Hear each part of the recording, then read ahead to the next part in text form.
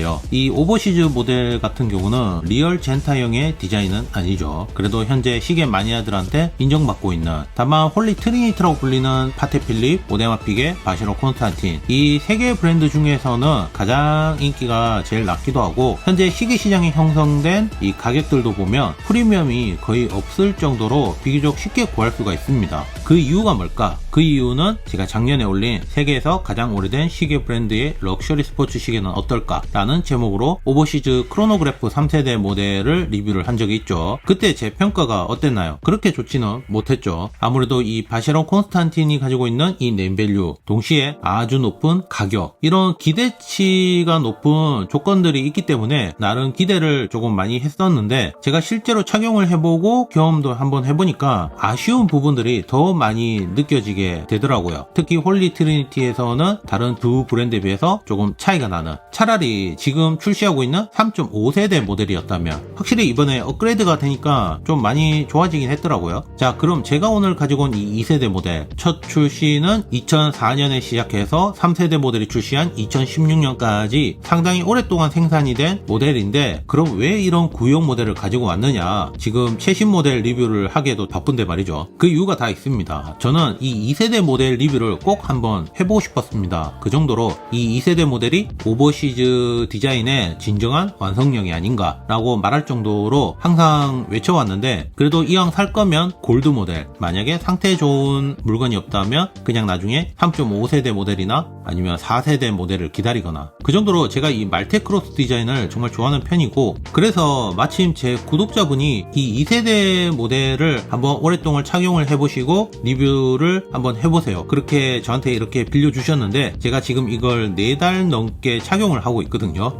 좀 오래 착용을 하긴 했는데 덕분에 이렇게 리뷰를 하게 되어서 정말 감사하다는 말씀을 먼저 드립니다. 제가 항상 느끼는 거지만 참 복받은 것 같아요. 자, 그럼 제가 4달 넘게 착용하면서 느낀 점 딱 한마디로 말할게요. 역시 내 기준에서는 2세대 모델이 정말 짱이구나. 특히 이 모델, 다른 스틸 모델하고 다르게 딥스트림이라는 별명을 가지고 있는 모델입니다. 이 별명이 붙은 이유가 가장 크게 알려져 있는 건 썬네이 피니시가 들어간 이 그레이 다이얼, 그리고 티타늄 소재가 사용된 점, 기존 블링블링한 느낌보다는 차분한 느낌을 주는 이런 컬러 조합 때문에 이런 별명으로 부른다고 나와 있더라고요. 확실한 건 정식 용어는 아니다. 왜냐면 제가 구성품으로 들어가 있는 USB 내용을 한번 살펴봤거든요. 딥스트림이라는 말이 아예 없더라고요. 보시면 오버시즈의 상징이라고 불리는 이 말테크로스 베젤하고 푸시 버튼의 스크루락 전부 그레이드 5 티타늄 소재로 만들어져 있고, 여기에 샌드블라스트 피니시까지 더해져서 티타늄 특유의 거무틱틱한 컬러가 스틸 소재 대비 굉장히 뚜렷하게 보여주는 느낌이 있습니다. 특히 여기에 더 진한 그레이 다이얼이 더해지니까 전체적으로 보면 뭔가 모노크롬 느낌도 좀 나고, 기존 럭셔리 스포츠 시계가 가지고 있는 느낌하고는 완전 틀린 느낌이라고 보시면 돼요. 그리고 눈치채신 분이 있는지는 모르겠는데 모든 핸즈가 블랙 폴리싱을 한 듯한 느낌으로 만들어져 있습니다. 실제로는 블랙 옥시다이즈드 피니시가 되어 있고 보통 이걸 산화라고 하죠. 확실히 전체 컨셉에 잘 만들었다는 생각이 들어요. 실제로는 핸즈 소재가 18K 골드로 만들어져 있다고 합니다. 보통은 이 럭셔리를 지향하는 시계라면 이 골드 소재를 강점으로 살리기 마련인데, 오히려 이 컨셉에 맞게 컬러를 맞춰버린, 저는 오히려 이게 굿이라고 생각을 합니다. 굳이 일부러 골드라고 내세울 필요가 없다고 생각을 하거든요. 골드 모델이 아니면. 그래도 아플리케 인덱스는 핸즈하고 다르게 18K 화이트 골드로 만들어 놓았고, 덕분에 인덱스하고 핸즈가 분명하게 구분이 되면서 크로노그래프 기능이 들어갔는데도 생각보다 가독성이나 시인성이 그렇게 나쁘지 않은 편입니다. 또 폴리시드 피니시 느낌은 그대로 살아있기 때문에 블링블링한 느낌을 느낄 수가 있고, 야광은 생각보다 그렇게 강하지 않아요. 순간 밝기는 나름 괜찮은데 지속력이 정말 약하더라고요. 그냥 있다는 정도? 그리고 제가 촬영을 하면서 정말 신기했던 점이 있거든요. 평소에 아무 생각 없이 3 카운터를 보면 썬네임 피니시만 되어 있는 줄 알았는데 자세히 보니까 기호시 패턴이 다 들어가 있더라고요. 내 눈이 나빠진 건지, 카운터 테두리 링도 보면 일정하게 잘 깎아낸 다음에 그 위에 샌드블라스트 피니시를 해놓아가지고 어떤 각도에서 봐도 명확하게 보이도록, 특히 빛을 받았을 때가 가장 예쁘게 보이고, 그 다음으로 12시 방향에 있는 빅데이트 기능,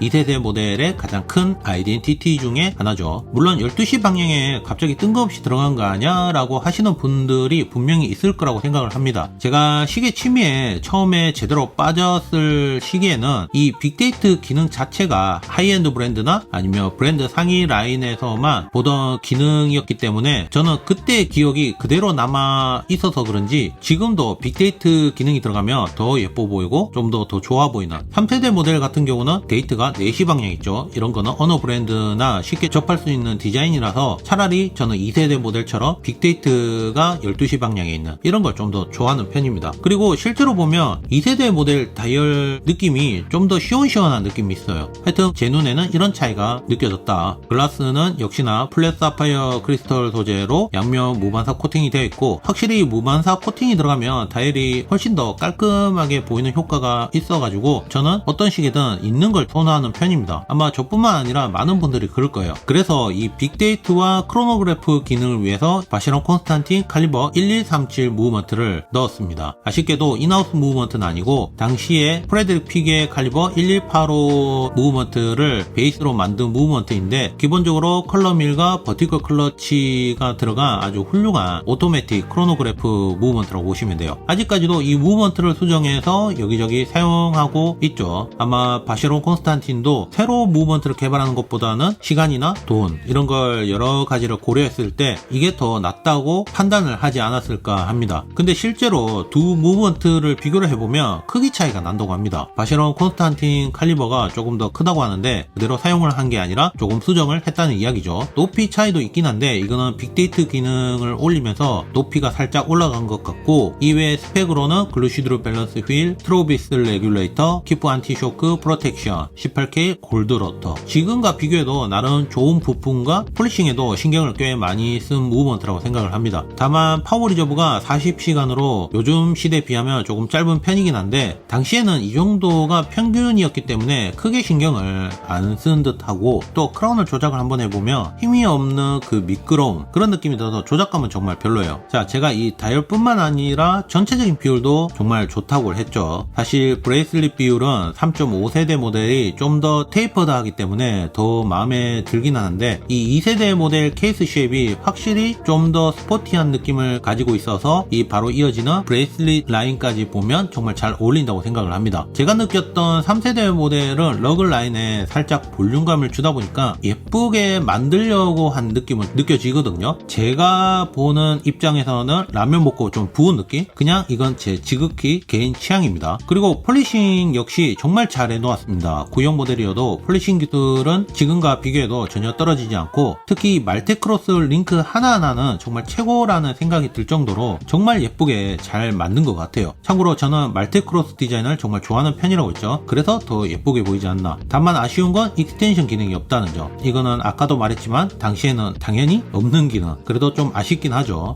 참고로 원래 이 모델은 브레이슬릿이 없는 모델입니다. 원래는 다크 그레이 엘리게이터 스트랩이 체결되어 있던 모델인데 제가 굳이 교체해서 착용은 해보지 않았습니다. 저는 이 말테크로스 브레이슬릿을 그대로 느껴보고 싶었기 때문에 아마 보시는 분들도 이 브레이슬릿으로 보는 게 더 와닿지 않을까요? 케이스 크기는 42mm, 두께 12.5mm, 3세대 모델보다는 무려 1.2mm나 얇죠. 전체적인 체감 크기는 살짝 더 작은 느낌이 들고 특히 첫 번째 링크가 바로 꺾이는 점이나 조금 더 얇은 두께 확실히 3세대 모델보다는 조금 더 낫다는 생각이 들게 하긴 해요. 다만 무게가 178g으로 조금 무거운 편이라서 오래 착용하면 무겁다 그 정도? 그렇다고 해서 뭐 그렇게 불편하지 않기 때문에 착용할 만했고 그래도 연철 이너 케이스까지 사용한 것 치고는 전체적인 무게로 봐서는 괜찮은 것 같아요. 덕분에 25,000A의 항자성까지 갖췄기 때문에 저는 오히려 뭐 나쁘지 않다고 봅니다. 케이스백에는 이탈리아 탐험가 아메리고 베스푸치의 범선이 인그래빙이 되어 있는 게 특징이고 이게 실제로 보면 정말 멋져요. 저는 무브먼트로 보는 것보다 이런 걸 보는 걸 좀 더 좋아해서 오히려 저는 이게 더 낫다. 방수는 150m. 다른 럭셔리 스포츠 시계에 비해서 방수가 조금 더 잘 되는 느낌은 있는 것 같아요. 구조가 그래서 그런지. 자, 오늘 저희 인생 시계로 생각하는 이 모델 다들 어떻게 보시나요? 특이하게 바시로 콘스탄틴은 이런 스포티한 조합을 은근히 많이 보여주는 편입니다. 예를 들어서 3세대 모델에서는 에베레스트 한정판 모델이 있죠. 지금 이 모델하고 뭔가 비슷한 느낌을 주는 게 있는데 다른 브랜드에서 하지 않는 이런 이벤트 모델 이런 걸 이걸 만드는 걸 지켜보는 것도 정말 재밌는 것 같아요. 참고로 이 모델은 단종된 지 오래됐기 때문에 중고 가격으로 알아봐야 됩니다. 중고 가격 같은 경우는 2,500만원 정도에서 업다운 이 정도로 봐야 될 것 같고, 저는 이 정도 가격에 상태 괜찮은 걸 구하게 된다면 정말 나쁘지 않다고 봐요. 저도 인생시계 리스트에 넣고 있을 정도로 잘 만들었다고 생각을 하는데, 제가 예쁘다고 해서 갑자기 예뻐 보인다고 무조건 사시면 안 됩니다. 지극히 이거는 제 취향이고, 이왕 돈 주고 살 거면 그냥 3세대 모델을 사는 게 정신적으로나 금액적으로나 더 좋다고 생각이 들어요. 그럼 오늘 리뷰는 여기까지.